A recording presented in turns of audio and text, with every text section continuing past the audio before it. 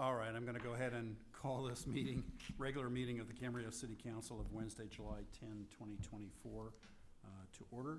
Madam Clerk, may I please have the roll call? Councilmember Martinez Bravo. Here. Councilmember Santangelo. Here. Councilmember Tennyson. Here. Vice Mayor Kildee. Here. And Mayor Tremblay. Here. We're going to go ahead and adjourn to closed session. Madam City Attorney, would you mind taking us into closed session? Yes, Mayor and Council, we have two items listed on for closed session. One's existing litigation, the OPV coalition matter, and the second matter is anticipated litigation, significant exposure of litigation pursuant to Government Code Section 54956.9 D2. And if there's any reportable action, I will make that report. Thank you. Thank you very much. Record will indicate that the council is now in recess, and we will come back with the Sanitary District Board of Directors at 5 p.m. We are in recess.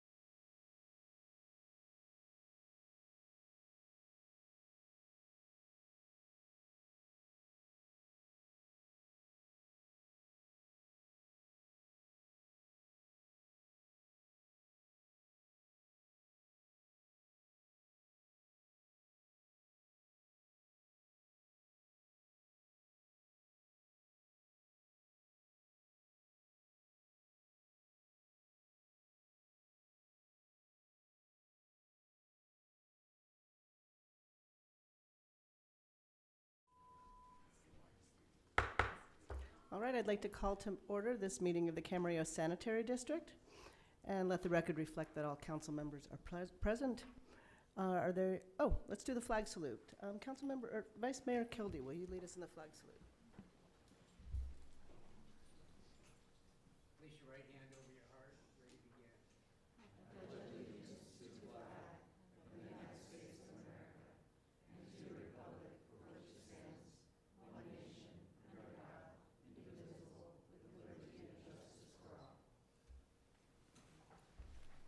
Thank you. Okay, are there any changes to the agenda? No. Okay, seeing none, are there any general public comments for the Camarillo Sanitary District? Seeing nobody come forward, we'll move to the consent calendar. I'll move.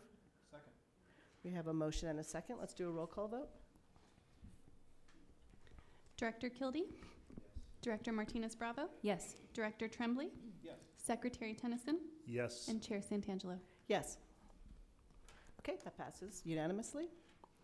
And that moves us to any discussion items. Are there any discussion items? None. Are there any board and staff member comments or reports? Nope. All right, that moves us to adjourn. Thank you. All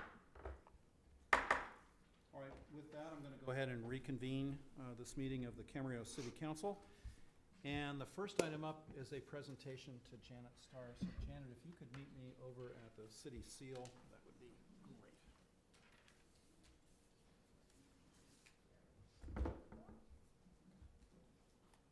great.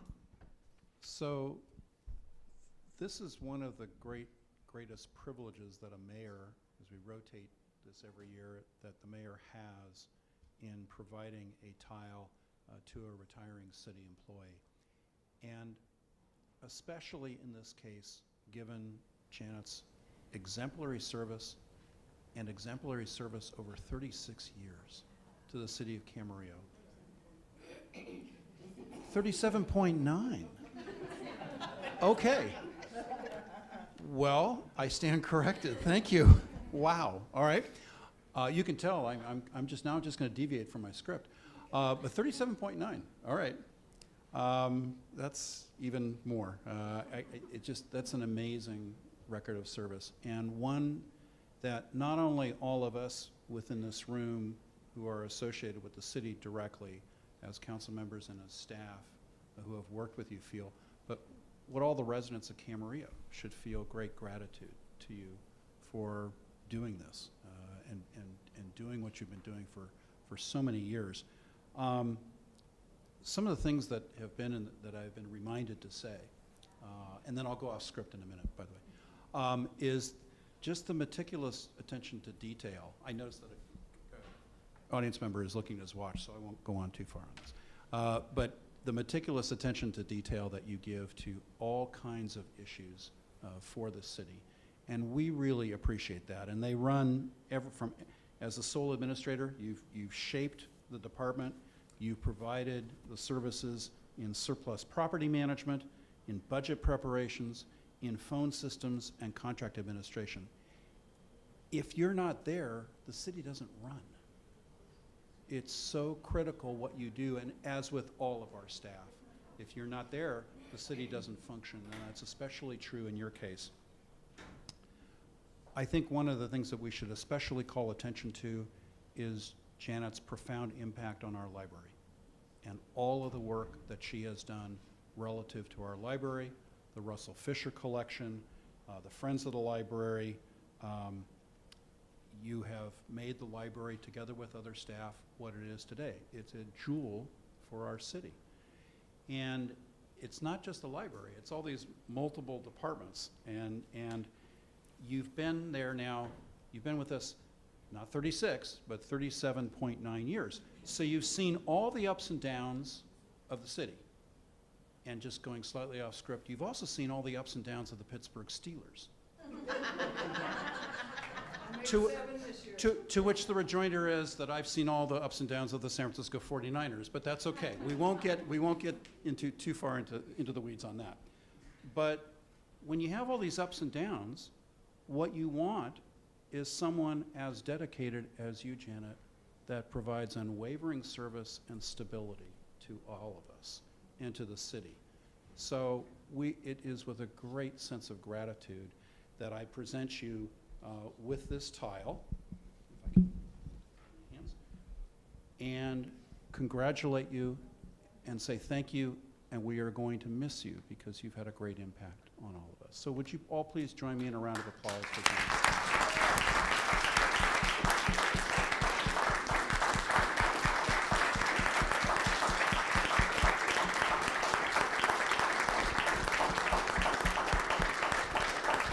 Now I get to give you the mic. Want me to hold that? Okay. Okay, if I start crying, I'm sorry. So thank you, Mayor Chamberlain, council members, for your comments. It's been a great pleasure to work with past and present council members, administrators, city managers, assistant city managers, department heads, and staff from every department in the city. Each and every one of you has contributed to my success and the city's well-being. It is hoped that I too have made a positive impact to my coworkers, council members, working with staff at the Camarillo Library as well. I would like to acknowledge that my daughters, Angela is here tonight. Sharon was unable to attend as she was working, but they put up with me working a lot of overtime, weekends, and the one thing that I will say, they have turned out to be awesome young ladies, driven, and supportive of me being with the city. And the one thing that I will say, that they mean the world to me, and I am glad that they enjoyed their childhood in Camarillo, playing soccer, softball, basketball, travel clubs, while attending Monte Vista and Rio Mesa. And I always had the opportunity to travel and watch them play.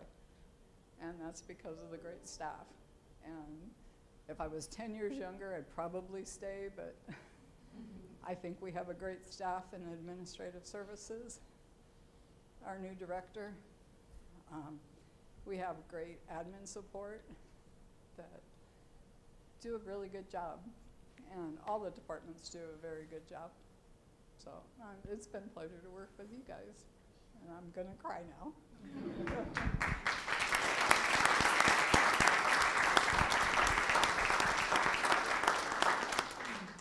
Just speaking of your impact, it may be difficult for anybody who watches on live stream later, but just from all of the city employees who are here tonight to be part of this moment and to say thank you to you, that just makes it self-evident what your impact has been on all of us. I'm not going to let you go yet because there may be council members who would want to say a few words. Are there any council members who would like to speak? Mr. Tennyson. Janet, congratulations on your absolutely fantastic career. Please look forward to your retirement. You'll probably find a few things to do and you'll discover, like I did, that you'll be busier in retirement. And I'm going to leave you with a quotation. Remember, Janet, most folks are about as happy as they make up their minds to be. Be happy. That's good. Any other council members with Vice Mayor Kildee? It's a little bittersweet. For me, I just want to give a little anecdote. I had a real good friend of mine, Pete Etchecherry, and Pete used to come in my store and he said, "You know the problem with you Irish, Kildee?" And I said, "Well, no, Pete, what is it?" He said, "Well, you want to do one or two things. You either want to start a fight or you want to cry. So I'm not going to start a fight tonight, and I'm going to try not to cry here." Janet and I go back several years. When I was first elected 27 years ago, she was one of the first employees of the city that came up and welcomed me. And I didn't know a heck of a lot about what I was attempting to try to do here. And your door was always open for me. And she was a great teacher, mentor, and she's become a really, really good friend. And you know, you're never going to be forgotten, Janet. And I kind of dreaded this day. However, I'm really, really happy for you because I think you're going to have a very bright future here because you're nothing but quality with a capital Q. And people love you, and look at all the employees past and present here that are supporting you here. I want to thank your family for sharing Janet with us all these years here. It's been a joy working with you. It's a collaboration of a city here. It's kind of like a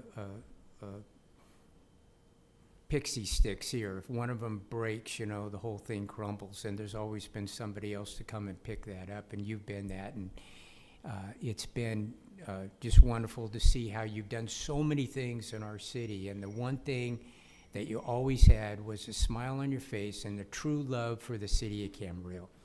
So it's been a pleasure and honor working with you, Janet, and knowing you, and again, I'm super happy for your future. Your best years are ahead of you here, and again, thanks for all that you've done for me and my family in the city. Councilmember Santangelo. Janet, thank you so much for your years and years of work here at the city. I've said this a lot in the past meetings to other people and when I'm talking about the people who work for the city. And this city is the beauty that it is. This library is the jewel that it is because of people like you.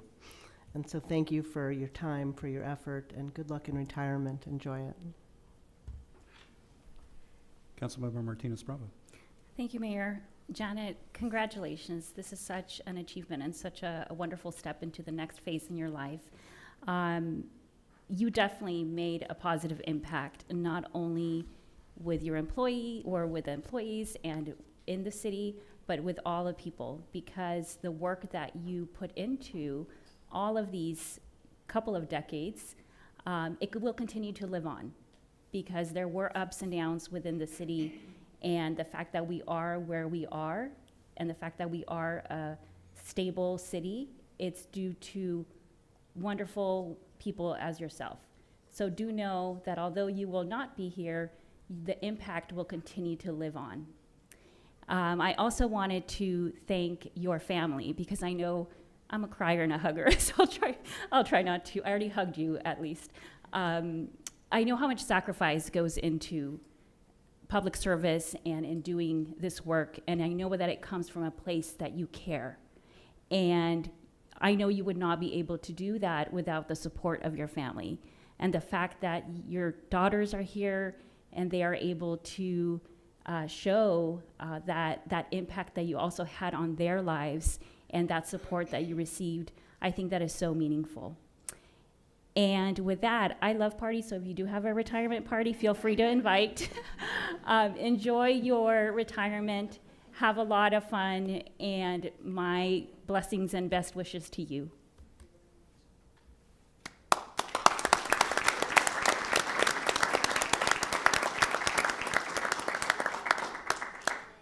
Janet, thank you. Thanks to everybody who came.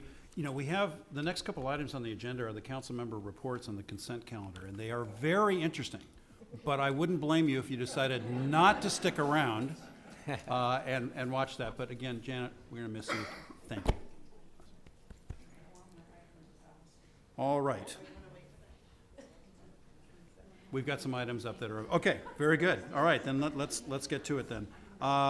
First thing we're going to do is council and staff comments and reports. Is there? Who would like to start with council reports? You want me to start? Councilmember Martinez-Bravo. Thank you, Mayor. So July 1st, Councilmember Kildee and I joined Visit Camarillo at the Imaginarium open house at the Camarillo outlets. It was to provide a certificate to the business owners of Imaginarium, which is a wonderful family-friendly light show. And I had previously taken my family, and if anyone in the community wants to join, or buy tickets, you can enter Camarillo 1 for a discount. But it was a really wonderful event to attend. And they will be here, I think, until August, beginning of August. And then July 4th, I attended the fireworks show funded by the city of Camarillo, and I wanted to thank the Ventura County Sheriffs for providing their traffic safety enforcement. And I was there present with my family, and it was definitely a safe and family-friendly, fun event. And July 9th, I attended a senior scam awareness seminar and provided a welcoming statements to our community members here in the city of Camarillo. It was at the Ventura County Office of Education, and the event was organized by Senator Monique Limon and Assembly Member Steve Bennett. And there were a group of experts who provided the presentation about scam awareness, which is unfortunate that people are getting really, really smart about how to go about this. But the different departments that were there, it was the California Department of Consumer Affairs, California Department of Financial Protection and Innovation, California Department of Insurance, and the Ventura County Agency of Aging. And the room was full. And I hope that we can continue to have these seminars to, to inform everyone in our community, but especially those who are more at risk, which is our seniors. And then July 9th, I attended the Public Safety and Preparedness Committee meeting with Councilmember Tennyson, and I wanted to extend a huge thank you to Jason Havelka from the Ventura County Sheriff's Office, to the team of Lizettes, and to Lauren, the new case manager for Project Hope. They are doing a fantastic job, and they really are attending to the crucial needs of those experiencing homelessness in this community. And I'm very proud that this is happening in the city of Camarillo. And I know it's not just happening just randomly, it's because of their very, very hard work. So thank you to that entire team. And just a public service announcement, because I know it's getting really hot out there. Just a reminder that the Camarillo Public Library, from Monday through Thursday, 10 to 8, and Friday and through Sunday, 10 to 5, there's cooling centers here. So whoever feels that they need to come in, that's open, and thank you to staff for putting those communications out. You can view more heat incident information at vcemergency.com. And additionally, just one last thing, I think there's a lot of fun things happening this summer. I wanted to thank the Old Town Association for organizing the Heritage Days Midsummer Fiesta, which is happening starting today until the 14th.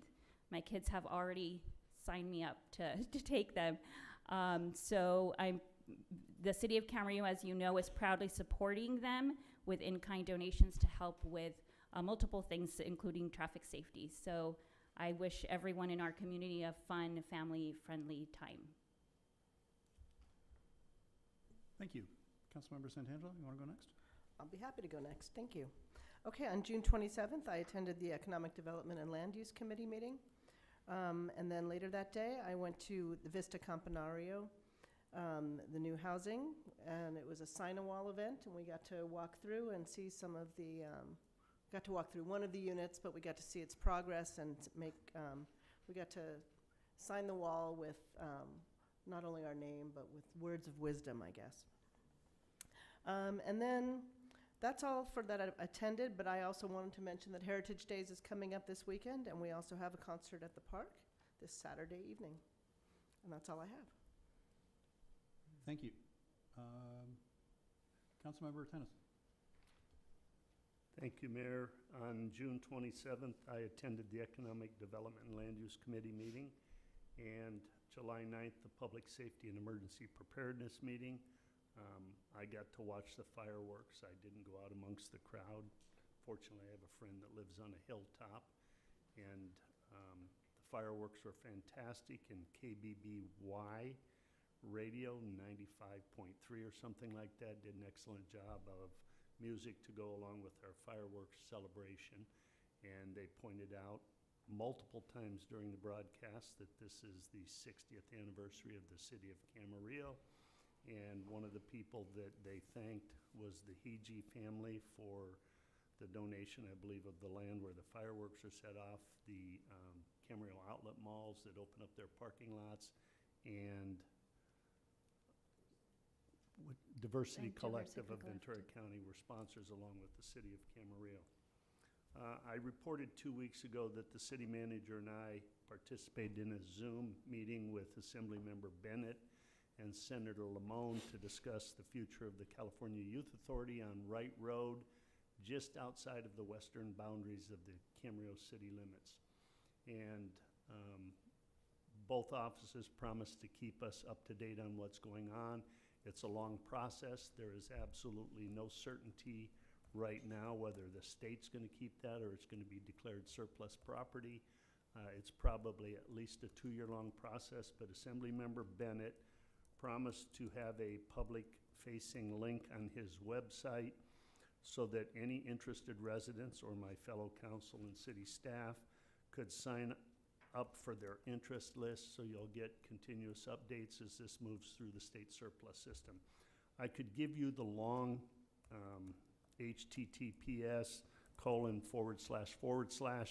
but the easiest way to find it is just do an internet search for Assemblyman Steve Bennett, 38th Assembly District. And when you go to his website, there's a link or a tab along the top that says district. And when you click on that, you will see an item saying Ventura County Youth Correction Facility. And once you click on that, you can go down, put your email address in there and your name, and you will be apprised as this moves through the state surplus. So everybody relax at this point in time. We have no idea what's going to happen with that property. The city will be very closely involved with the county and our 2 legislators that represent this district to provide our feedback and input as this thing moves along. Thank you. Thank you. Vice Mayor Kildee. A couple of things. I did July 1st with Councilmember Martinez Bravo, the Imaginarium. I did attend the fireworks July 4th, and it was a really good fireworks display. And commend Heritage down in Old Town for the event this weekend too. And again, I just want to congratulate Janet for her retirement, and Godspeed, Janet. You're going to do great. All right, as far as meetings are concerned, I had the June 27th Policy Committee meeting with Councilmember Santangelo. On June 28th, meeting of the Metrolink Board of Directors in Los Angeles. On June 29th, in Leisure Village, Assemblymember Irwin put on a scam prevention seminar, and she had 2 speakers. One was from the Financial Protection and Innovation Department, that new California state agency, and they have a booklet that's out that's really good for seniors on protecting yourself from scams. And the other speaker, who was excellent, was is an assistant U.S. attorney at the Department of Justice in Los Angeles, the U.S. Attorney's Office in Los Angeles, and they were quite good. I was able to attend the Vista Compañero signing. I think Councilmember Santangelo's, I'm sure her message was far more wise than mine was. Mine was more on the encouragement side, but between the wisdom and the encouragement, we got it. On June 30, I had the privilege of attending the Greek Festival at the Greek Church on the new Greek parish on Santa Rosa Road. Had a great time. So if anybody is out there listening to this, when the Greek Festival comes up next year, go for it. And I especially love Greek food, so we were in our element. On June 9th was a Fox Canyon Groundwater Management Agency Day. I had both fiscal committee meetings and a full board meeting. 2 things. I want to reemphasize the Old Town Heritage Days and my appreciation to the Old Town Association for taking that ball and running with it. I think this is either their 3rd year or their 4th year. I think it's their 3rd year in. And so I would encourage people to attend that this weekend, starting tonight, but go this weekend to that. And in fact, I think it includes a 60th anniversary booth from the city on that as well, if I remember correctly.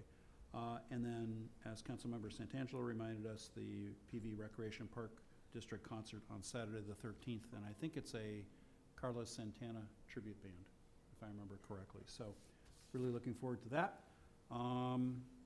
With that ends our council member reports.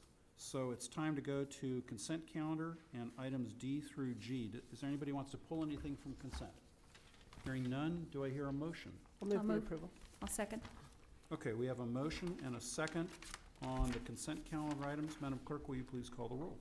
Councilmember Martinez Bravo, Yes. Councilmember Santangelo, Yes. Councilmember Tennyson, Yes. Vice Mayor Kildee, Yes. and Mayor Tremblay. Yes, record will reflect that that item was adopted on a 5-0 unanimous vote. We'll then move to discussion items, and the first item up is item H. Ordinance adjusting salaries for members of the city council. Yes, thank you, Mayor and Council. This item comes to you from our prior discussion at the June 26th council meeting. At that time, the City Council discussed potential increases to the salary as permitted under the government code. And after discussion, there was a vote at 3-2 that the ordinance be presented to the council, which would provide for a 2% increase to go into effect calendar year January 1, 2025, and a second 2% increase to go into effect for January 1, 2026. So that ordinance is before you this evening, and the recommendation is the ordinance be introduced for adoption. And if there's any questions, I can answer those. Are there any questions from members of the city council on this item? Is there anybody in the public who wishes to be heard on this item? Hearing none and hearing no questions from council members for the city attorney, is there a motion? I'll move. All right, we have a motion and a second on this item. Madam Clerk, will you please call the roll? Councilmember Martinez Bravo, Yes. Councilmember Santangelo, Yes. Councilmember Tennyson, No. Vice Mayor Kildee, Yes. Mayor Tremblay. No. All right, so the record will reflect that that item was adopted on a 3-2 vote with council members Tennyson and Tremblay voting nay. That brings us to item H, adopted federal PFAS regulations, which is a receive and file item. And we have, we've got a microphone up there?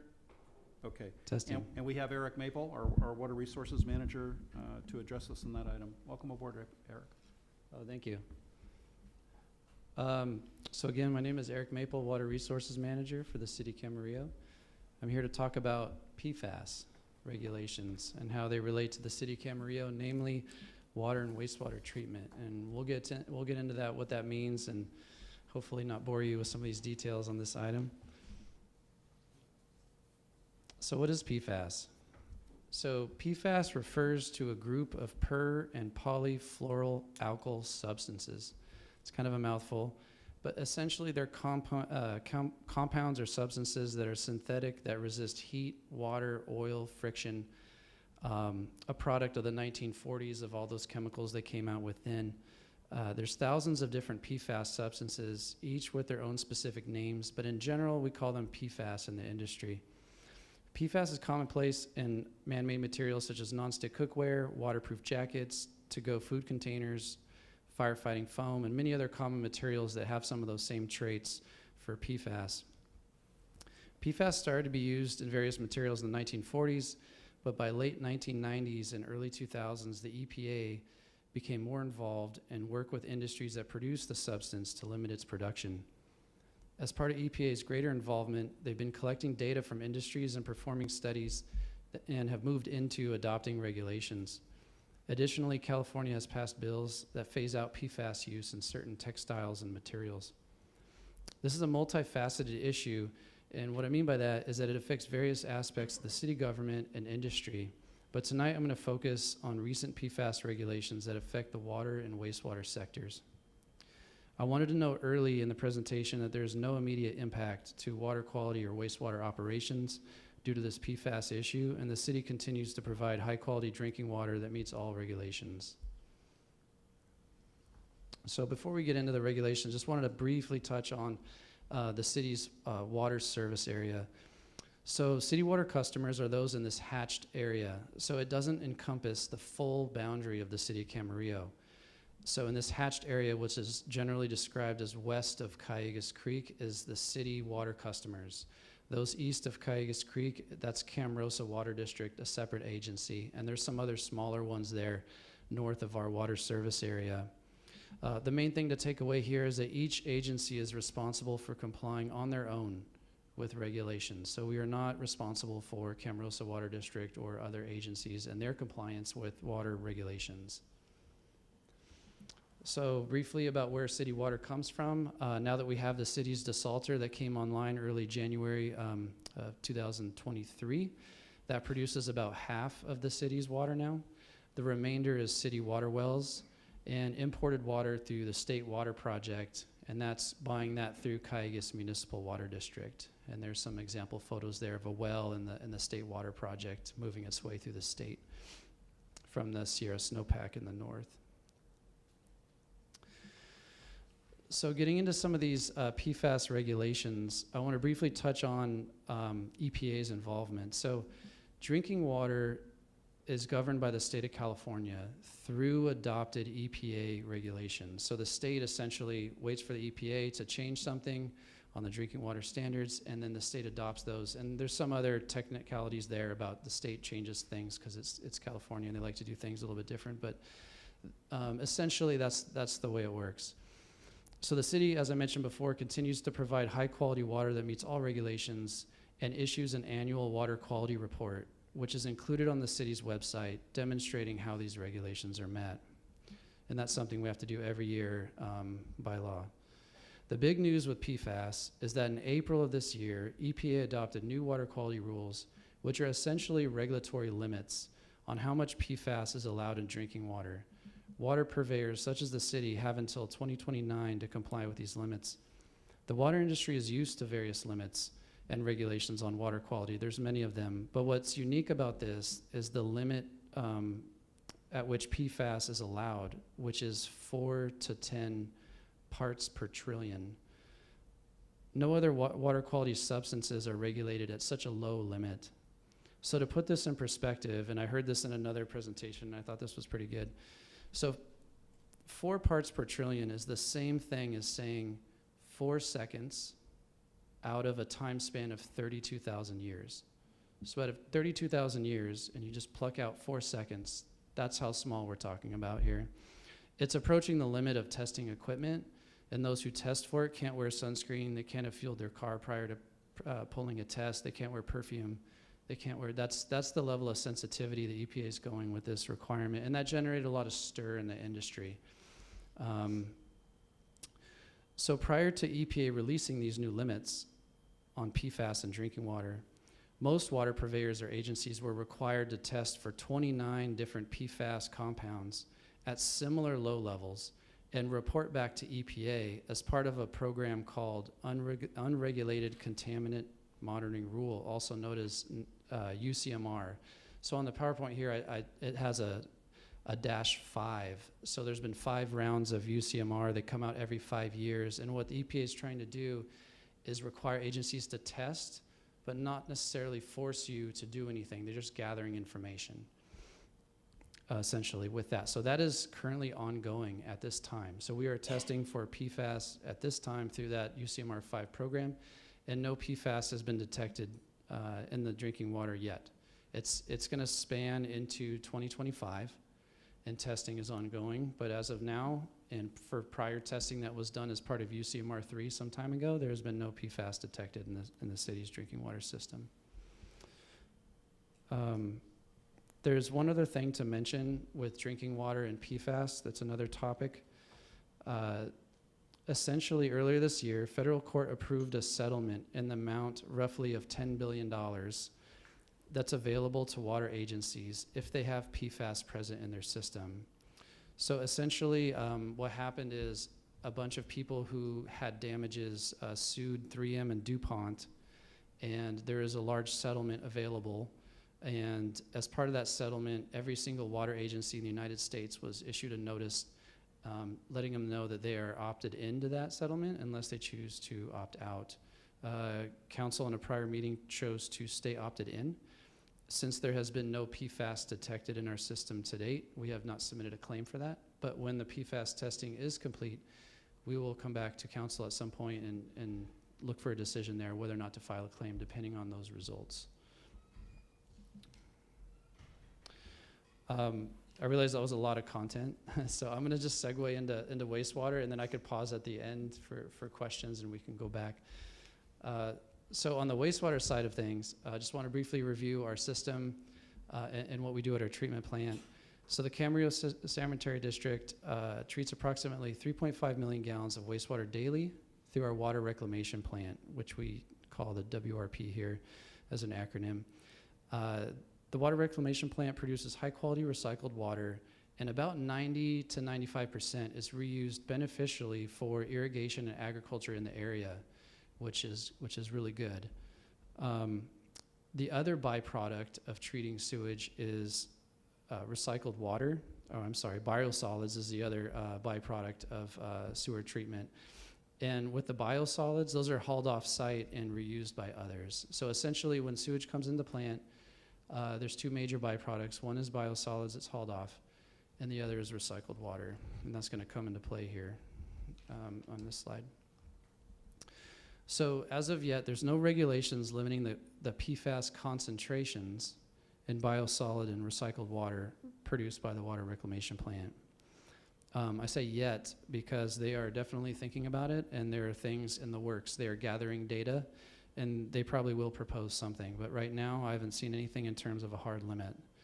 The initial thought by those in the industry is that PFAS limits in biosolid will be tiers or ranges of PFAS allowed, as PFAS is anticipated and expected in trace amounts of wastewater. And the reason why PFAS is expected in wastewater is that PFAS is a substance that's not broken down over time very easily, and it resists water, so it's carried through, like if you wash a waterproof jacket or a laundromat or something like that, that carries all of that down to the wastewater treatment plant. And so those trace amounts are expected. In 2022, the CSD was required to test for PFAS. Trace amounts of PFAS were detected in biosolids and recycled water, but there were no actions at that time, and none were required because it was primarily for information gathering purposes as part of the NPDES permit, which is the permit that governs the water reclamation plant facility. While there's no immediate need to address PFAS in wastewater operations, staff is considering potential future regulations in projects such as the WRP upgrades project and others. So we're aware of this, and we've hired consultants to advise us, and we're tracking potential regulations and factoring those into potential concepts and treatment that may or may not be required. So one other aspect that's somewhat on the wastewater side is the EPA's Superfund. So what that is essentially another name for this program the EPA manages called Comprehensive Environmental Response Compensation Liability Act, called CERCLA, which is the acronym, also called Superfund. This year, the EPA added PFAS as a hazardous substance under CERCLA, or the Superfund, which is of concern because there's some liability for wastewater treatment plants because the sewer flows contain PFAS and come into the plant. And sewer treatment plants are technically included in these new regulations.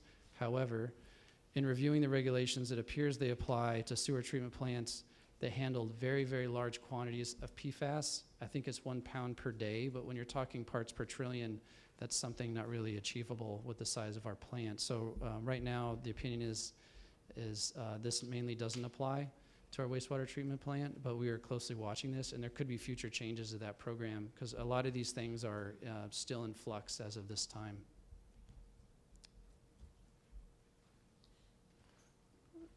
So just to recap, the city provides high-quality drinking water that meets regulations. There are no immediate concerns related to PFAS, but staff continues to monitor these various issues. Additionally, staff is considering the impact of potential PFAS regulations in operations and future projects. That concludes my presentation, and I'm available for questions. Thank you, Mr. Maple, very much for an excellent presentation.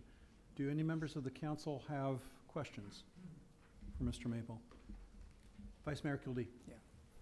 Just have a couple. So the settlement, was that with a B or an M? Is that 10, was it $1 billion? Billion with a B as in boy. Yeah. So right now, do we just continue to monitor this situation? There may be more information. I know it took several years for them to, develop this criteria here. So right now, we're just kind of in a wait and see mode and kind of see what kind of happens in the future. Is that kind of how we're dealing with this now? Yeah, that's correct. There's been an extended period of information gathering, and essentially the hottest topic is the drinking water limits. A lot of the other things are more in flux and unknown, so we're continuing to monitor those as they develop. Do you think, and it's a little bit futuristic, but when and if that we start to rehab our sand plant, will any of this have any impact on that potential? Or is that kind of undecided at this particular point? It's undecided at this time, but we need to keep close track of it because if for some reason PFAS does have to be treated and pulled out of biosolids, we would need to accommodate for that, or at least the potential for that. So we are keeping track and tabs on that. Okay. Thank you. That's all I have. Thank you. Any other questions? Mr. Maple, thank you, and thank you to Public Works staff, because I know I had specifically asked for this presentation, and it's been very, very helpful. And I thought the PowerPoint was, in particularly, very well done. I know we had a good staff report on it, so thanks for taking the time to do this, because it's something that's on the horizon, and we know it's out there, and it's especially important relative to our upcoming planning on our wastewater treatment plant coming up in, that construction coming up in 4 to 5 years, so we have to account for that. So thank you again. This is a receive and file item, so no motion is necessary, and it's received and filed. Thank you very much. All right, thank you. Thank you, Eric. All right, we're going to go now to item J, which is annual resurfacing, project ST 5069, the award of a construction contract, and I think James Campero, our Assistant Director of Public Works, yes, he's getting up to the microphone. Welcome aboard. Right. And we're waiting on a PowerPoint. Yeah. Are we? Okay.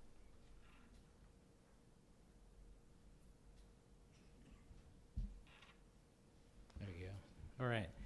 Good evening, Mr. Mayor and council members. My name is James Campero. I'm the Assistant Public Works Director. Appreciate the opportunity to present on the awarding of construction for this year's annual resurfacing project. Before I jump into the project, I just want to clarify that this year's annual resurfacing project is in addition to the paving project that's currently under construction on Ponderosa Drive, Daly Drive, and Santa Rosa. We typically run one annual paving project per year, kind of as the name implies. But if you recall, we received about a $900,000 in grant funding to resurface those major roadways. So we're a little busier than normal out there on the street, so we do appreciate everyone's patience. And just like this item, it's all very good, positive things for our community. So for this particular annual resurfacing project, staff recently completed design, and on May 6th of this year, City Council authorized staff to advertise bids for construction. And for this particular project, staff included 4 bid alternates in addition to the base bid, which added in some flexibility to the project. And actually, in this case, it paid dividends, as I'll walk us through on this map. The base bid is shown here in blue, and it's the group of streets that were conservatively included to be in the range of the original project budget. We usually want to make sure at minimum we're able to award something. In this case, that's the base bid, which is shown in blue up here. Bid alternate 1 was for roadway work on Central Avenue, and that's shown in red here. This stretch of road is in bad shape, but we also have our Central Avenue bike lanes project in the works. But that's a couple years out and a federally funded project and a complicated project at that. So realistically, it'll be a few years before we actually see shovels in the ground. So we want to include paving improvements to address the immediate needs of the road wall, at the same time accounting for future improvements and trying to minimize future throwaway costs. Bid alternate 2 is shown in green here and includes paving and concrete work on the west leg of Las Posas, just north of the freeway. This primarily consists of extensive and more expensive grinding and asphalt overlay work on this major arterial. Bid alternative 3, shown in yellow here, is actually a portion of the residential slurry seal streets that are scheduled for next year's annual resurfacing project. We decided to include it as a bid alternate in case the slurry bids cost came in favorable. And they did, and as the low bidder for this particular bid alternate was significantly lower than the other 2 bids. In fact, just a little over half the price. So very advantageous slurry seal bids versus what we've estimated and would likely expect to see next year. Something that we've kind of noticed in our experience in working on slurry seal projects and bidding a project this late in the construction season is you tend to have two types of bidders. So you have those that are already set for their construction season, and they're bidding higher because they really have nothing to lose. And then you also have bidders who aren't set up for the rest of the construction season, so they're a little more aggressive and hungry for work, so their bids tend to reflect that. And luckily for us, it appears the low bidder was in that latter group, while bidders 2 and 3 were more in that initial group. And lastly, bid alternate 4 is to resurface the police department's parking lot. Again, a good way to take advantage of economies of scale versus higher prices if this was a standalone PD project. The bid alternate also allows us to clearly isolate and identify the specific project costs, especially in this case where the funding is specific to that work. We didn't show it here, but I think most folks are familiar with the police department parking lot location just off of Las Posas.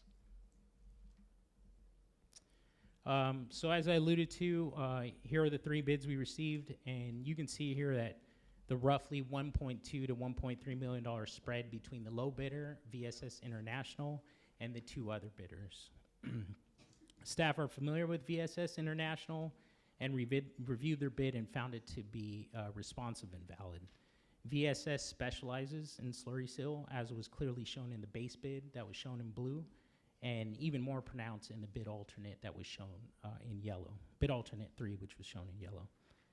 All this leading to staff's recommendation to award the base bid and all 4 alternate bids, which in turn leads us to the project cost and funding sources. So here's the total construction costs shown here. You can see the construction contract priced at about $5.5 million, and that includes a 15% contingency. Contingency is usually included for items that change or construction items that come up that weren't accounted for. And this is actually important, and I'll get into that as I circle back once we start talking about the funding. The next cost shown here is CM inspection services. So that's inspection services needed to help manage and inspect the construction work. This will be done by Flowers and Associates, who have worked on many construction projects for the city in the past. And again, the cost shown here includes that 15% contingency that'll only be used as needed. We also have shown here in the cost a cost share amount for the traffic signal video detection installation. This is usually included in the project in order to facilitate construction. However, fortuitously, our traffic division was installing video detection at various city intersections, including within our limits of work. So this is essentially the project's fair share payment towards that separate project. And lastly, we have staff time here to assist in the management and oversight of the project. One item I did want to briefly mention is the design cost. You know, we try and be succinct in our traffic or staff reports, and it's tough to get every little detail. But it's usually industry standard to have the design costs running about 10% of the construction costs.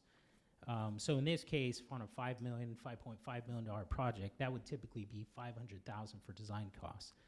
But you won't see those costs here because the project was actually designed by staff in-house.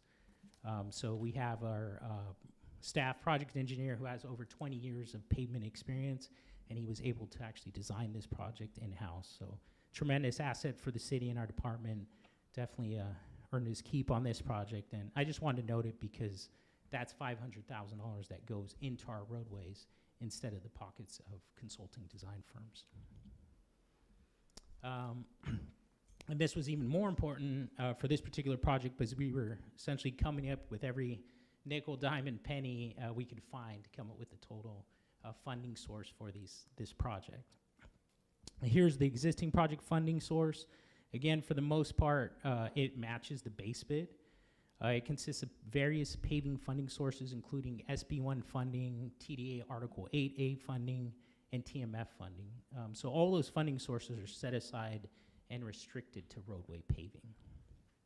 There's also a small portion of the general fund, which include to fund bid alternate 4, resurfacing of the PD parking lot. And lastly, water and CSD utility funding to pay for various water and sewer utility work that's done as part of the project. So obviously there's a shortfall there. We had to come up with additional funding.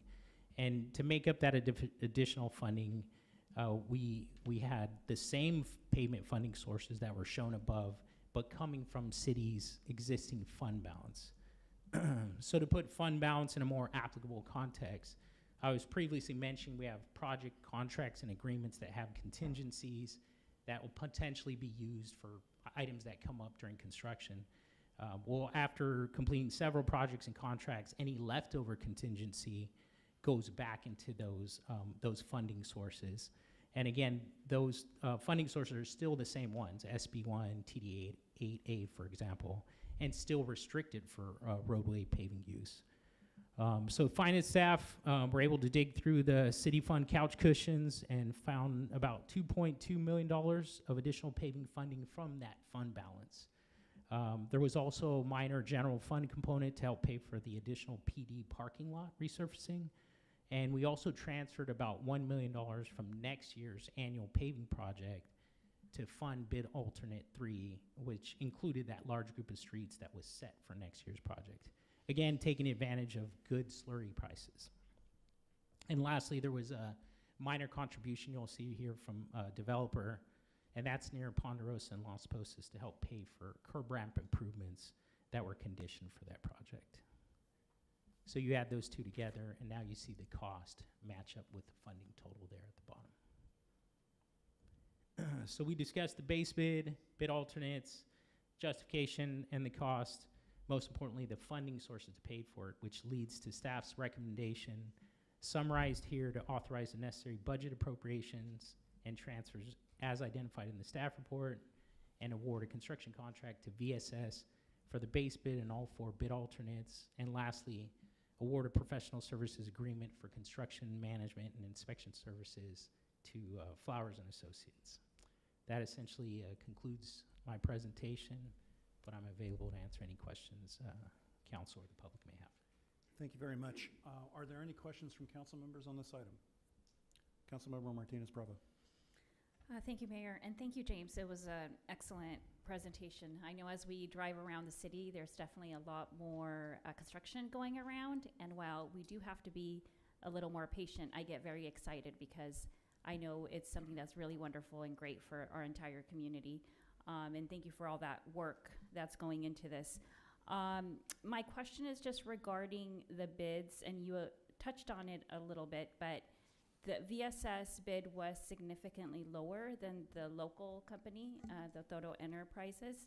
Would you just be able to briefly go into how staff went about to ensure that the quality that we are getting is what we expect? Because the quality that we expect in the city of Camarillo is really high level, and we see that given that we have some of the best streets in the country.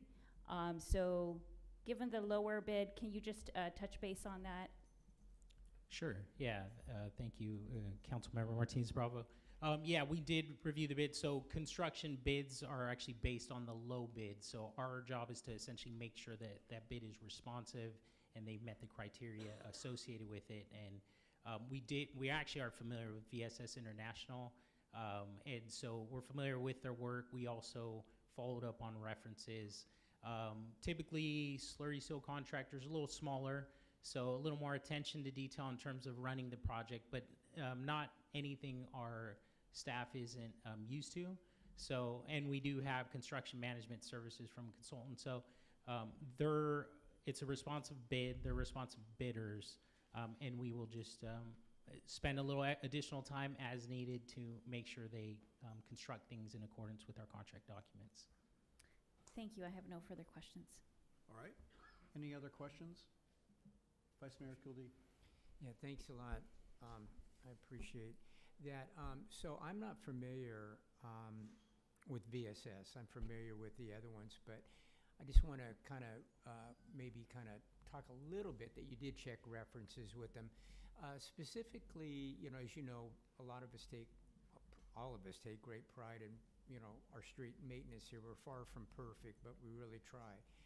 And there are some major thoroughfares, especially one that comes down from Crestview. Is there traffic control situation also? Are they up to speed on that for our specific region here? Yeah, thank you, Vice Mayor Kildee. Yes, VSS, we did check reference. We're familiar with their work. The contract documents, the bid documents that they're bidding on and have to build it to the standards, those are very thorough, and we have a good team to make sure they adhere to those, including traffic control. So we're very restrictive in terms of traffic control and have stuff within essentially the contract and also the bid documents that ensure that we minimize impacts to the public while still allowing work to proceed in a conscientious manner. We do have the necessary personnel to monitor this and make sure that they're quality and on time and are able to have the capacity to do what they say they can do with this contract. You're confident with that? Yes, our staff's very qualified, and we also have a consultant, Flowers and Associates. They've actually worked on the project that's currently out to bid, as well as the construction that was done by Toro in Old Town. And so we have provided those resources. We want to make sure the work is done up to our standards, and we feel confident we can do that. Thank you. That's all I have. All right. Thank you again, James. Thank you to staff, and thank you for the presentation. It was well done. Let's see. Before I call for, are there any members of the public who wish to comment on this particular item? All right. Hearing none. Is there a motion from council? I'll move, and that would be, I would move recommendations 1 through 11 Second. 1 through 11 on the agenda. on the agenda report. Okay, thank you, Councilmember Martinez Bravo, and I hear a second from Councilmember Tennyson. Madam Clerk, please call the roll. Councilmember Martinez Bravo, Yes. Councilmember Santangelo, Yes. Councilmember Tennyson, Yes. Vice Mayor Kildee, Yes. and Mayor Tremblay. Yes. Record will reflect that that item was adopted on a 5-0 vote. That concludes the discussion items for this evening. We have general public comments set for 6 o'clock. Looks like we've got some members of the public here. Since the council's been going since 4 o'clock, I want to call for a brief recess, and we'll come back at 6:05 p.m. If there are members of the public who wish to address the city council, I would ask that you put in speaker cards to the city clerk. And with that, we are in recess until 6:05.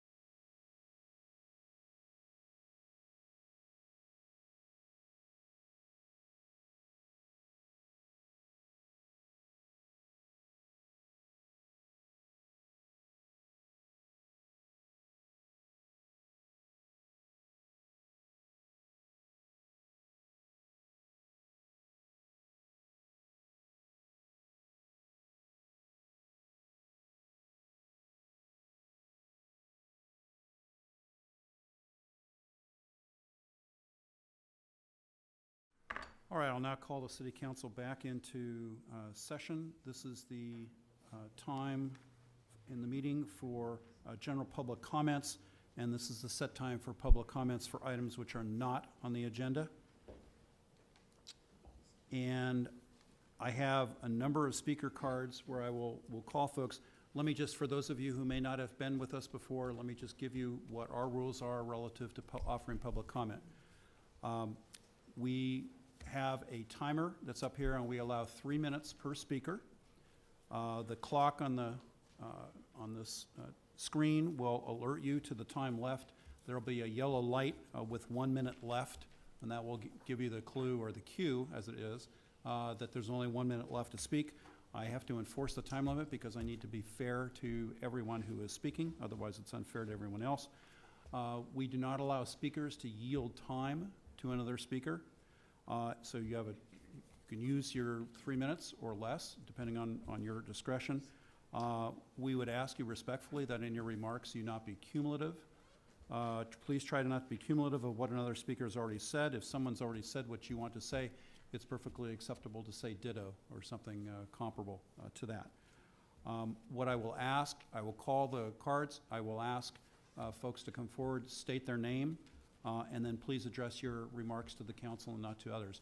I'll call everybody's name, and then I'll call the next person who's going to be in line. And since it's baseball season, I'll say that the next one up after the current speaker will be on deck. Everybody okay? Well, it's baseball season. There we go. All right. All right, so we have several speakers who wish to address the council this evening. The first speaker is Sandy. I do not have a last name.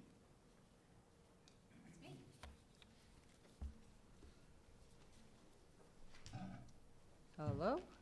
Okay, I am here to talk about the transit situation, and I've come to many of the city council meetings to express my feelings about changing companies, which unfortunately we did. As of July 1st, RTW is now running Camarillo Transit, Dial-A-Ride, the trolley, and a fixed route. I've been pretty clear about being against this move from RATP to RTW and how it was going to affect the citizens that use the service. The City Council chose to go with RTW instead of our long-standing and stable vendor, and went with a company that had total failure the last time they were in California. I'd like to give you a few examples of what this new company is doing that is illegal currently. Drivers are required to use their own cell phones, which is illegal. Drivers use CB radios, which transportation companies haven't used since the 90s, and everyone can hear everyone else's conversations. Drivers have to write everything down on paper, and the last company was paperless. People are not getting picked up, and if they do, they are significantly late. They do not have a maintenance facility and are outsourcing all their maintenance, which is a bait and switch from what they told us they were going to do. I warned you about it, you didn't listen to me. RTW had a bad situation here in California. You guys knew about it, but you still went with them to save a few bucks. And sadly, RATP was willing to go ahead and even come lower to keep the bid to take care of us, but y'all didn't want to go that way, and now we're stuck with this. Drivers don't know the routes or know where they're going. And I've been on the routes. I personally have experienced this in the 10 days that they have been in charge. This is not a good transition. Everyone told the city council this was going to happen, not only me, but other people, and it did. This is not the service that we received with RAPT for so long.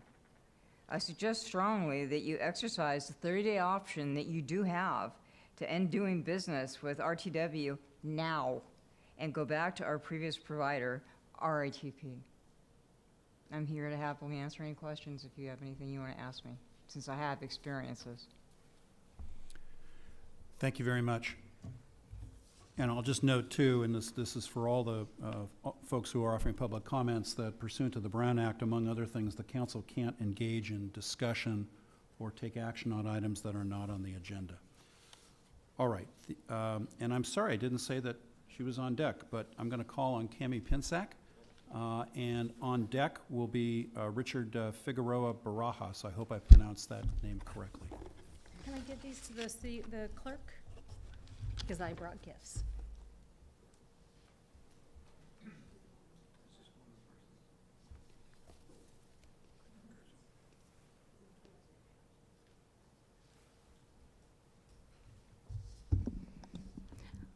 Good evening, Mayor Tremblay and council members.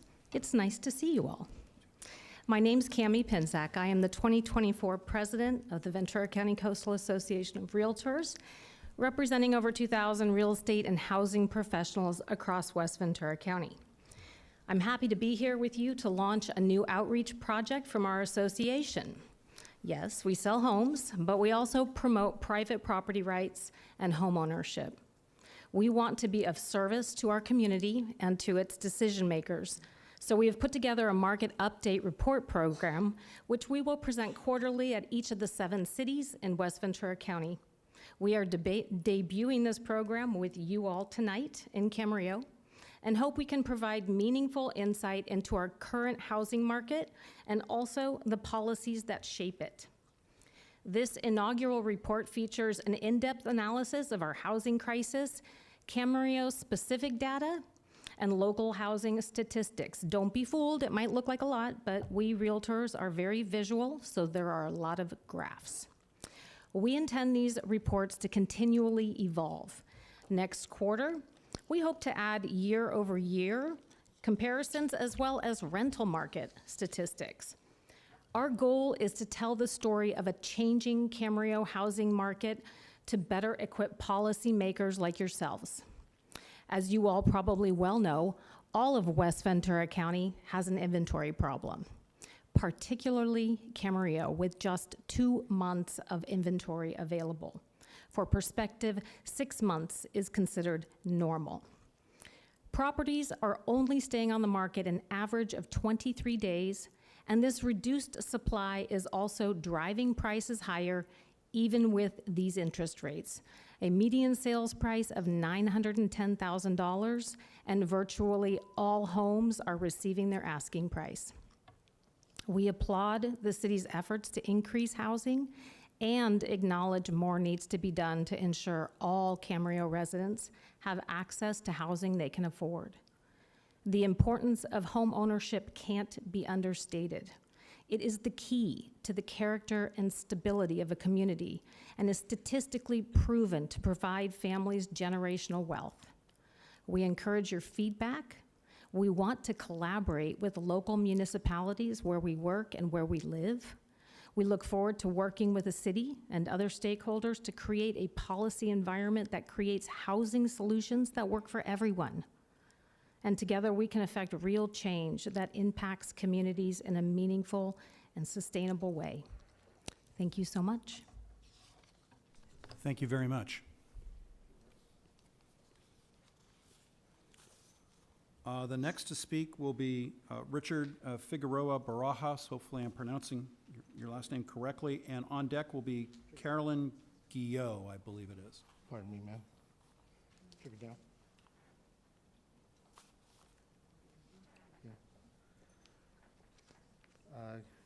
Good evening, City Council members and people here. Excuse me for wearing my hat and my glasses, but I do have difficulties with light, so bear with me. So I'm here to talk about the what I would call a 4-year change in the climate here in Camarillo. I'm not talking about weather. This is a stack of incident cards that I've been involved with just in the last 4 years. Captain over there knows me. I had a very lengthy conversation with he and Sergeant Maroney after an incident where I was assaulted on May 6th at the Fieldcrest Dog Park, where my right eardrum was ruptured. Just for asking 2 females to stop smoking, addressed the Park and Rec's general manager, Mary Otten, to intervene, which she declined to do, and then somebody I'm 50% blind, and somebody came and hit me from my blind side and sucker punched me. There's been many situations where rangers or police were not called. I've tried in the last 4 years to get with Miss Otten, her ranger supervisors, now Matthew Parker, and trying to arrange a meeting to include VCSD on having them enforce their rules. A lot of the rules go unenforced, and even when it's brought up to their attention. I also want to bring to the attention of the attitudes up there. Ever since the 2020 or before the 2020 election, lots of Trump supporters and "Don't tread on me" flags, and the whole thing seemed to start going downhill. Then the George Floyd incident, then the January 6th. I had never been assaulted or considered a racial slurs before then. I grew up here. I'm 60 years old. And even this gentleman right here, ex-commander and Councilman Tennyson, purposely bumped into me last July after I had shoulder surgery. He purposely bumped into me, and he too doesn't like to leash his dogs during the leash hours, which they've removed the stickers. Thank you. Pick her up. Excuse me, man. Our next speaker is Carolyn Guillot. I hope I'm pronouncing that name correctly. And the speaker who is on deck will be Sheila Johnson. You are pronouncing it correctly. Carolyn Guillot, thank you. My name is Carolyn Guillot. I live in Ventura County and have been a resident of Thousand Oaks for 17 years. I am a volunteer with United Sovereign Americans, not a spokesperson. United Sovereign Americans is a nationwide organization with thousands of active volunteers in over 20 states. Today I come to you as a concerned citizen, sharing alarming information about our state's voter database uncovered through thousands of hours of research conducted by highly qualified and credentialed data teams. While the numbers are staggering and somewhat difficult to comprehend, one thing is clear: they don't add up. Our audit of the 2022 general election using only official data provided by state elections officials shows that the 2022 general election may not have been accurate or legally compliant. Tonight, we will present you with a resolution demanding an end to the inaccuracy and uncertainty plaguing our elections, along with a summary of our findings and the laws that apply. We are happy to meet with you to go over this information, including more detail about the specific findings. If you have any questions that I cannot answer now, I will commit to getting you the answers in writing from United Sovereign Americans executive team as soon as possible. Tonight we come to you, our closest elected representatives, for support and action. We're asking that you listen to the resolution, ask questions if you have them, and then vote promptly for its passage. Your action on this resolution will illustrate your dedication and support to the concerns of your constituents and your country. Thank you. Our next speaker will be Sheila Johnson, and on deck will be David Schechter, I believe. Hello, my name is Sheila Johnson. I live in Ventura County. Resolution for a legally valid 2024 general election. Whereas it is a recognized civil right in the United States for every citizen to have free and fair elections, quote, and the right of suffrage can be denied by a debasement or dilution of the weight of a citizen's vote just as effectively as by wholly prohibiting the free exercise of the franchise, end quote, U.S. Supreme Court, Reynolds versus Sims, 1964. Whereas it is the duty of our election officials to guarantee our elections are accurate and free from distortion or manipulation.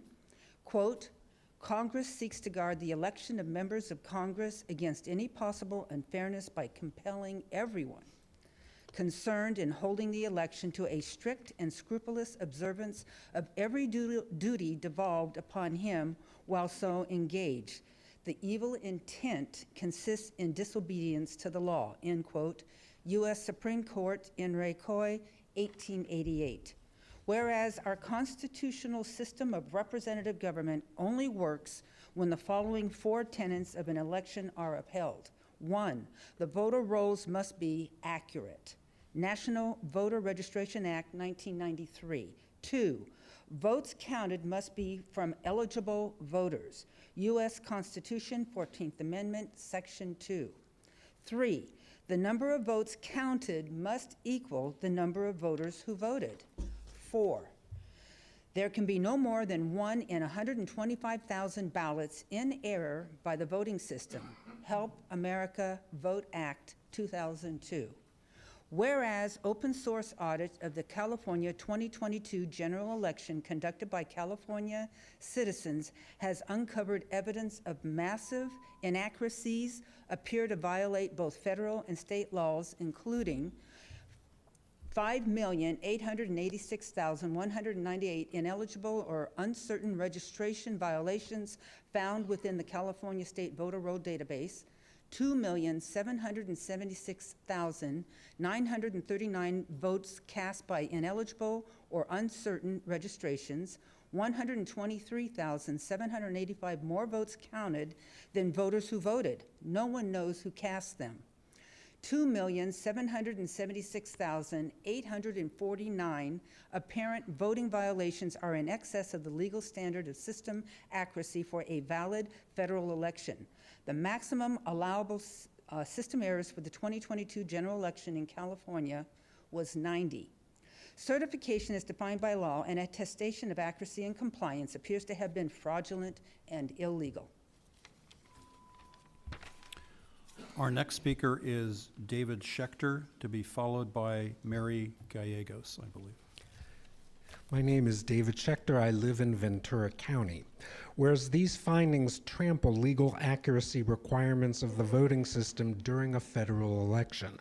Accuracy is defined as the ability of the system to capture and report the specific selections and absence of selections made by a voter without error, whereas the intent of the voters must be known factually before certification can be lawfully conducted.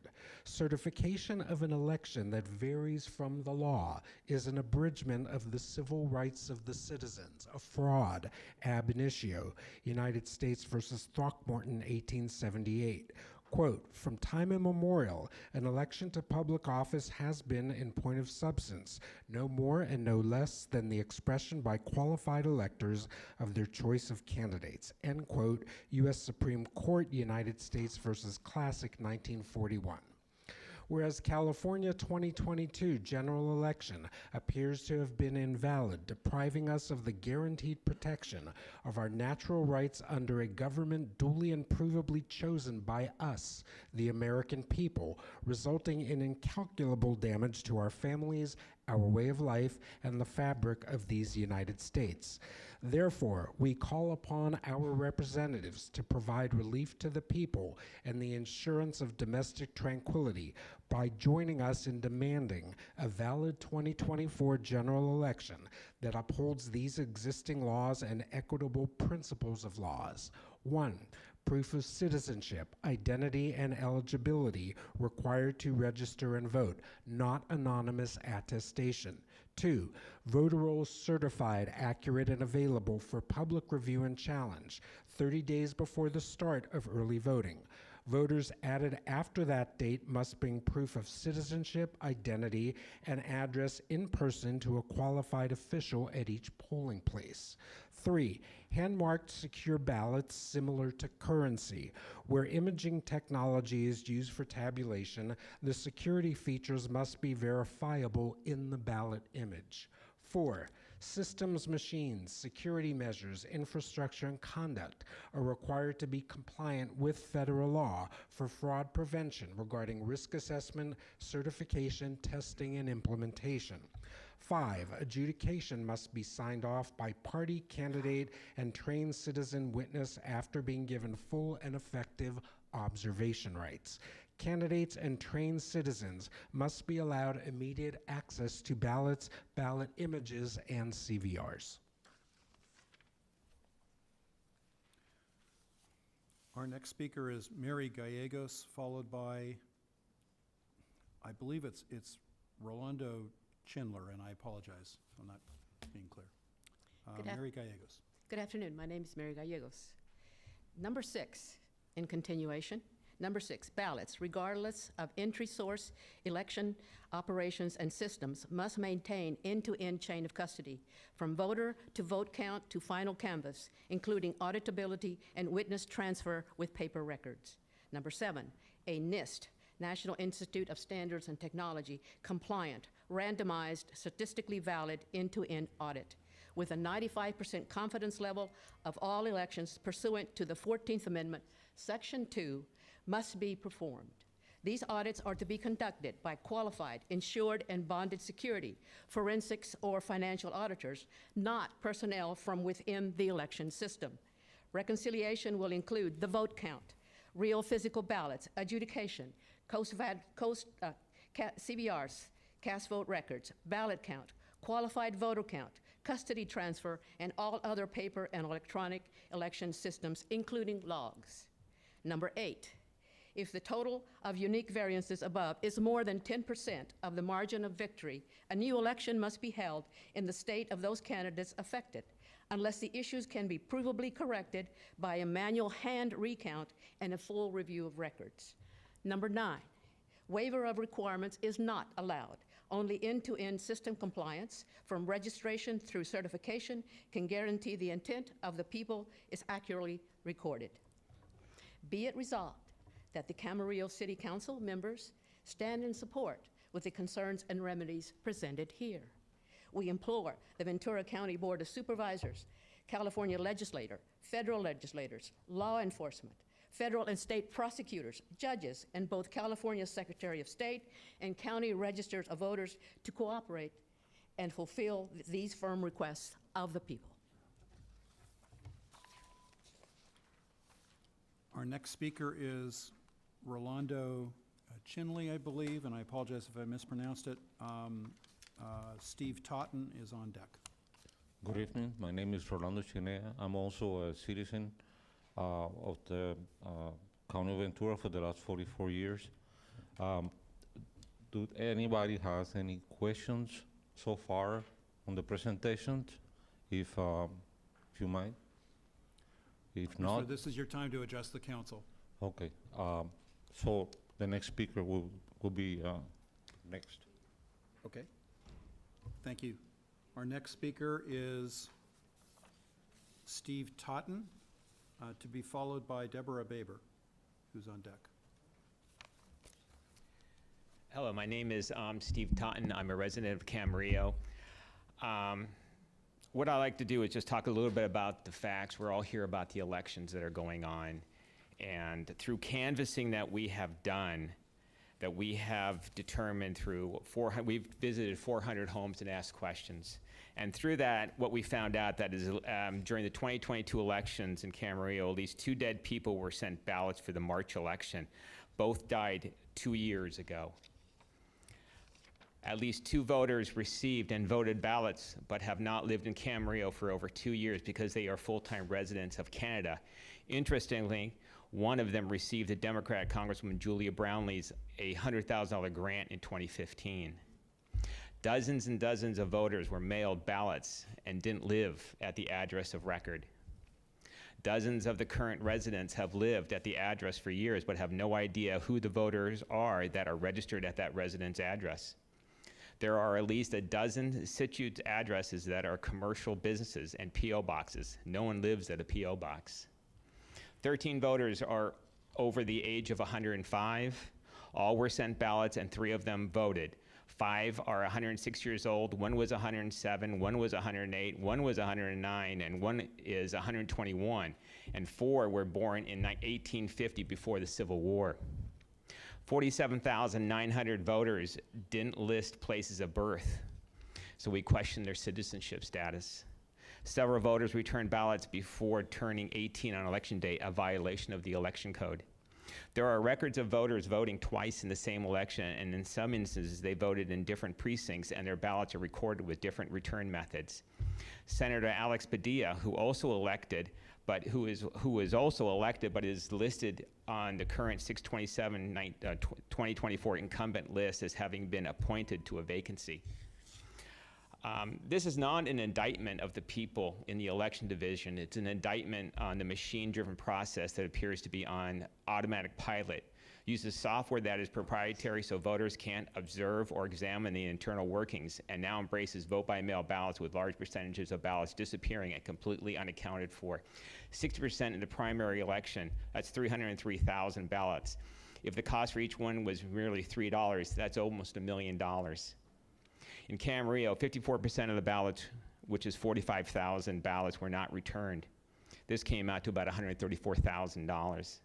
Elections have consequences. Corrupt elections have catastrophic consequences, and at the heart of our elections are the voter rolls. If the voter rolls are poorly maintained, they corrupt all downstream activity. I have almost no confidence in the current administration of our voter rolls, so how in the world will I have confidence in election outcomes administered by the same system that do such? Thank you for your time. Our next speaker is Deborah Baber, to be followed by Gloria Massey Chinea, I believe. Good evening. I'm Deborah Baber, and I'm running for the State Assembly in District 38. And here in Camarillo, over half of the registered voters are in my district. And let me echo what Steve Totten just said about my confidence in the election outcomes.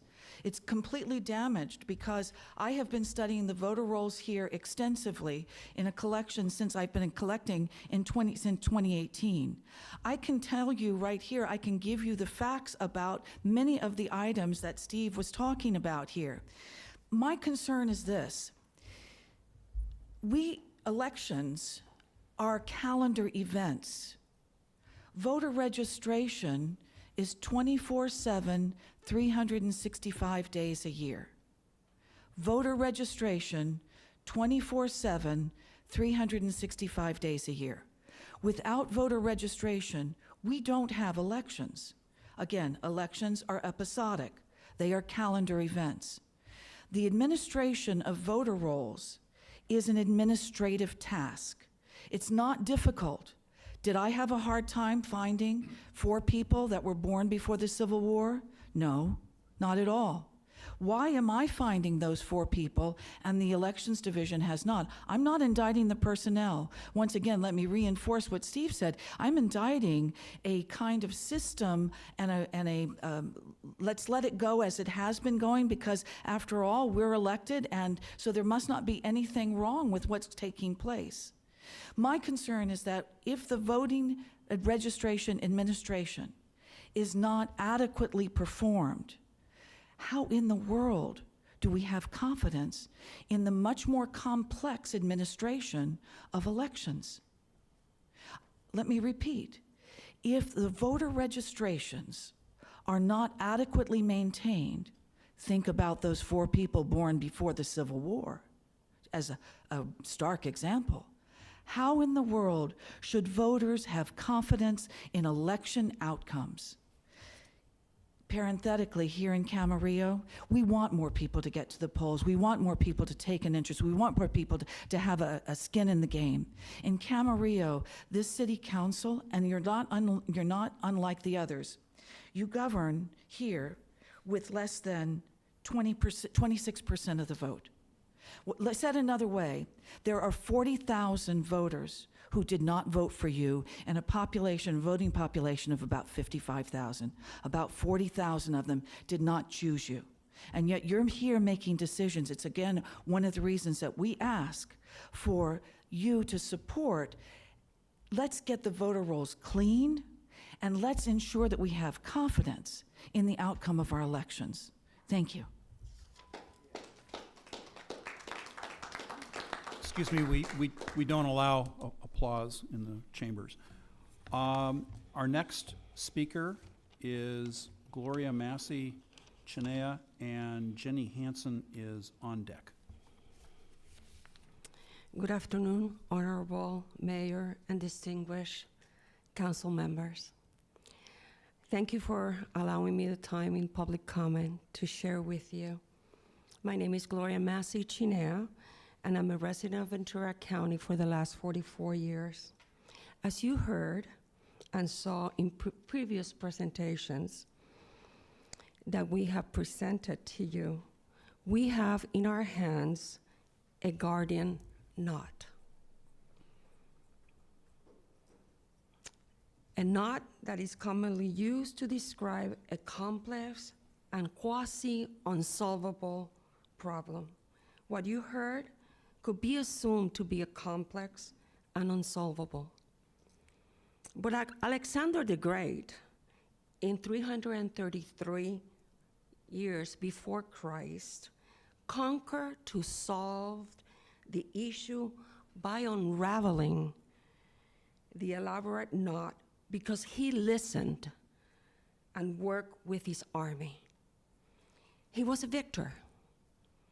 We're asking you again to read the resolution and grant us the opportunity to put the resolution in the next agenda item and sign this resolution. Together, we can solve this guardian knot. Like in the Shakespeare play of Henry V, as the character is praised for his ability to unsolve the guardian knot of politics. Be our champions and continue to be the great city of Camarillo. Las personas son la ciudad. I repeat, las personas son la ciudad. We thank you for listening, and we thank you for taking action. Thank you, and God be with us. Our next speaker is Jenny Hansen, followed by David Smith, who is on deck. Good evening. My name is Jenny Hansen. I've lived in Ventura County for 25 years and have been a resident of California my whole life. I am also a volunteer and not an official spokesperson with United Sovereign Americans. Let's step back for a second and look at the big picture. Large numbers of Americans, including many right here in California, have questions about the trustworthiness of our elections. I think we all wish this was not the case, but official data shows these concerns are valid. You just heard a powerful resolution outlining massive inaccuracies in our 2022 election, from registration through certification. In it, you heard us ask for the meaningful remedies that will proactively protect the validity of the 2024 general election for all Americans. The resolution cited many U.S. Supreme Court precedents that support the need for such actions. Laws are being ignored. Government representatives at all levels are not being transparent or responsive to what our citizen audits have found. Our right to choose our representatives in legally valid and transparent elections is the foundation upon which our constitutional republic was established. You on this board tonight have a chance to show the citizens you represent that you value American liberty by passing the resolution demanding a valid general election in 2024. Bottom line, the checkbook is not balancing, and we need certainty. The voting system, which controls our most vitally important right, the right to choose our representatives, is not producing an accurate, trustworthy result. Do you think these anomalies within our election system, a system which is part of our national security infrastructure, should continue to be ignored? How much is this costing us not to fix the problem? The cost is immeasurable. I urge you to show your agreement by passing the resolution. Our website, showcasing our initiatives nationwide, has some extremely informative videos that explain the anomalies and apparent violations of law that are found here in California. The website is uniteforfreedom.com. That's unite, the number 4, freedom.com. I encourage you to check it out and learn more about our organization. Thank you very much for your time. Our next speaker is David Smith. I have no other comment cards. If there's anyone else in the public, in the audience who wishes to address the City Council after Mr. Smith, I would ask respectfully that you provide a speaker card to our city clerk, and I will recognize you then. Mr. Smith. Good evening, Mayor Tremblay, Vice Mayor Kildee, council members Tennyson, Santangelo, and Martinez Bravo.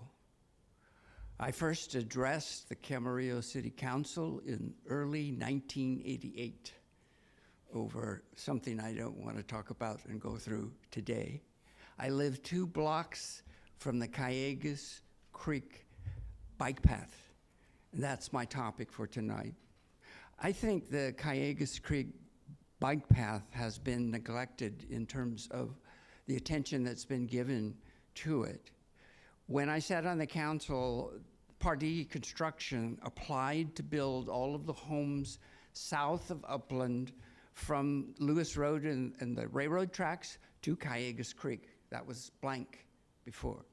When that issue came before the city council from Pardee, our planning commission, fortunately, and our leadership said, you must give land for a school, a park, and a bike path, which became La Mariposa School and Pitts Ranch Park and the Calleguas Creek bike path.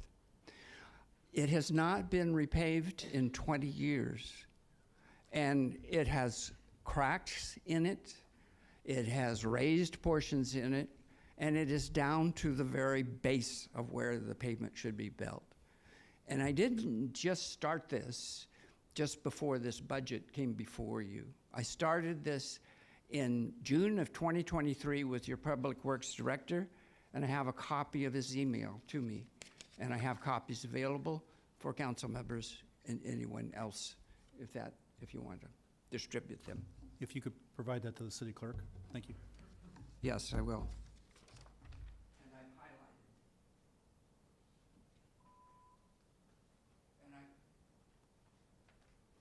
I will just read the highlighted portions.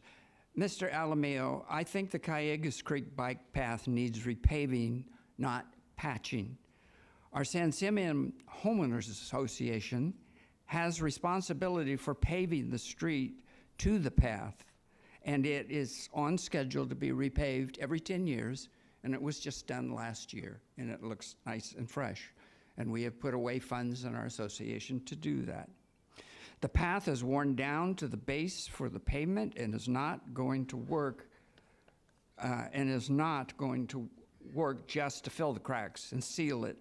It needs to be on a schedule at least every 10 years, just as the streets are repaved every 5 years. Mr. Alameo's answer, your stated pavement maintenance work plan is a good one, spot on actually. That methodology is used in most, if not all, the pavement management works plans. The city of Camarillo has one, and it's for its citywide streets. Mr. Smith? Yes. I'm sorry to interrupt you. I apologize. I don't want to be rude. Give you a couple extra seconds because I know you had to go over and give the clerk this. I can give you about another 10 seconds, and then you have to wrap it up, please. And Mr. Alameo says, I will reach out and work with our city engineers to develop and execute a capital project for the bike paths as soon as possible. And that email is dated June 20, 2023. Thank you, Mr. Smith. Are there any other members of the public who wish to address the City Council? Are there any other speaker cards?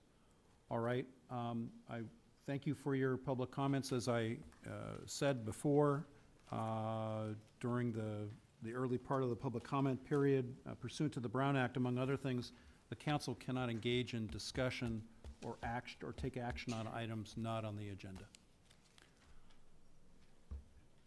Anything else? All right, with that, with the conclusion of public comments, we have no other business before the city council, and I'm going to adjourn this meeting.